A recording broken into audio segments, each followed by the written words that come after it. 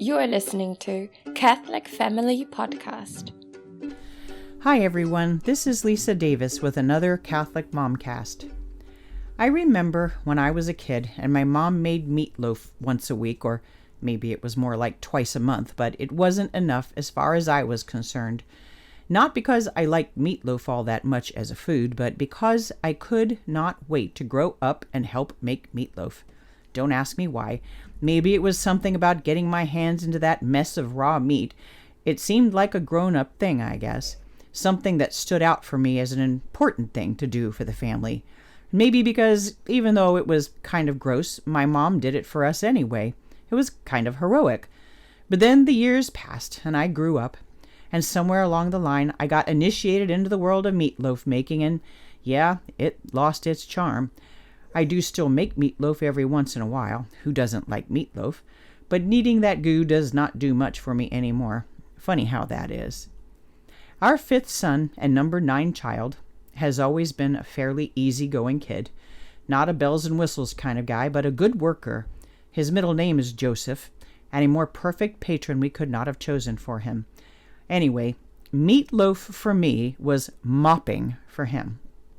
Back in the day, when he was still just a tyke, we lived on a hobby farm in eastern Colorado, where the floors had to be mud-proof. 10 children, animal paddocks, and miles of prairie.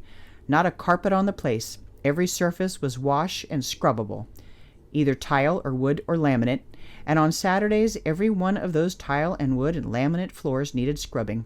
Summer, spring, winter, and fall. A chore I hated, but our little guy coveted it. There was something about watching Mommy get that old string mop drippin' wet and then push it around the floor that just inspired the kid. He'd sit on the couch and watch it like it was some kind of sport. By the time he'd gotten to 6 or 7 years old, he'd been bugging me to let him help with the mopping for quite some time. Please, Mommy, he just had to do it. He had to get his hands on that mop. So one day I let him have at it. How much harm could he do, right? It was just water, and the worst thing that would happen would be I'd have to go back over it. No biggie. So I helped him fill the bucket and showed him how to dip in the mop and wring it out with a little wringer clamp thing, and being mechanically minded, he loved that part. I warned him to be careful of slipping and slopping dirty water around. Then I gave him a demonstration on one side of the living room and instructed him to come get me to change the water when it looked dirty. Then I handed him the mop. And oh, those bright eyes and the squared shoulders. He was ready to do the job. Ready to be a real, honest-to-goodness helper. And this was a big job. Slow and careful at first. Mom was watching. Then, confident and free-spirited, he took off when I was no longer hanging over him, mopping like a ballroom dancer or an Olympic figure skater with a prop. He had the time of his life out there, my crazy boy. He had finally gotten his hands on the mop. That kind of joy should be bottled. It really should, shouldn't it? Because it seems more trouble than it's worth to dig joy up from scratch ourselves after a certain age. Why is it that we lose our excitement for those little dumb things? Is exuberance something we have to lose when we grow tall? Or is it knocked off when our shoulders become bent by the burdens of worldly grudges? Heaven knows, with the trials that weigh us grown-ups down, we need that spirit of joy more than ever. More in work than in play. But really, where does the joy go? Does it fizzle away with our childish innocence, all the happy bubbles flattened with the common notion that work is supposed to be drudgery? It seems to be a generally accepted principle that a thing can't be fun if it's something we have to do. I know I'm guilty of this, and I'm not sure where we learn it. Maybe it's just human nature. But responsibility and joy become mutually exclusive for most of us. We tend to trudge through the daily simple tasks with the idea that our time is better spent doing anything but, oh horror, chores. I remember many years ago visiting my grandmother's house where my mother and her sisters moved so gracefully and naturally from the dinner table to the kitchen sink to wash dishes and sing together. It was a bigger highlight than the meal itself, for all of us, participants and audience.